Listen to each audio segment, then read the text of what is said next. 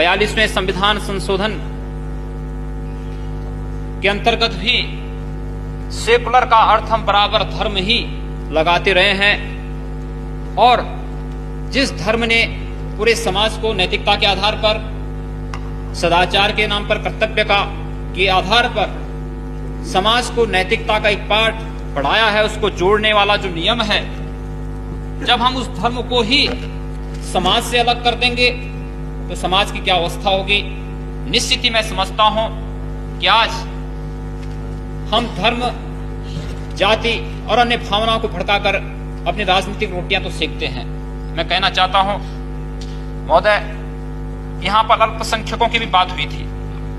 क्या अल्पसंख्यक वही लोग हैं कि जहां पर हिंदू बहुमत में है वहां पर जो मुसलमान कम संख्या में है, क्या अल्पसंख्यक वही है? क्या अल्पसंख्यक कश्मीर का हिंदू नहीं है? क्या कश्मीर के उस हिंदू के बारे में, उन अल्पसंख्यक हिंदू के बारे में जो आज 3-3.5 लाख की से अधिक संख्या में इस देश में शरणार्थी के रूप में जगह जगह भटक रहा है, क्या उसके बारे में कभी सोचने का की फुर्सत इस सदन में बैठे हुए माननीय सदस्यों को कभी फुर्सत आई है? या पूर्वोत्तर के राज्यों में जो कुछ हो रहा है, वहां मिजोरम में रियांग जनजाति के 51,000 से अधिक शरणार्थियों को मिजोरम से निकाल दिया गया है, लेकिन क्या कभी यहां पर बैठे हुए माननीय सदस्यों ने इस पर सोचने की कोशिश की? केवल अपनी राजनीतिक रोटियां सेकने के लिए मुसलमानों को ही केवल अल्पसंख्यक बना दिया गया है। पूर्वोत्तर के राज्यों में जो अल्पसंख्यक हैं उनके बारे में क्यों नहीं चर्चा होती है?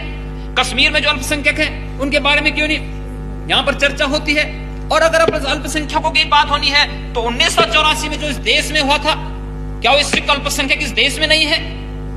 निश्चित ही, और इस सदन के माध्यम से जो कुछ हो रहा है, अध्यक्ष महोदय, भावनाएं तो तब इस देश की जनता के भावनाओं के साथ खिलवाड़ हम तब नहीं करते हैं जब सदन में इतनी उदंडता होती है। इस देश की जनता की भावनाओं के साथ क्या तब हम खिलवाड़ नहीं करते हैं जब यहाँ पर कोई सदस्य कहीं समस्या को उठाना चाहता है और उसको बोलने की छूट नहीं दी जाती, उसको बोलने नहीं दिया जाता है, उस पर व्यवधान उत्पन्न किया जाता है, क्या उसकी भावनाओं के साथ खिलवाड़ नहीं होता है? इस देश की करोड़ों जनता की भावनाओं के साथ खिलवाड़ नहीं होता है? निश्चित ही सोचना पड़ेगा हमें।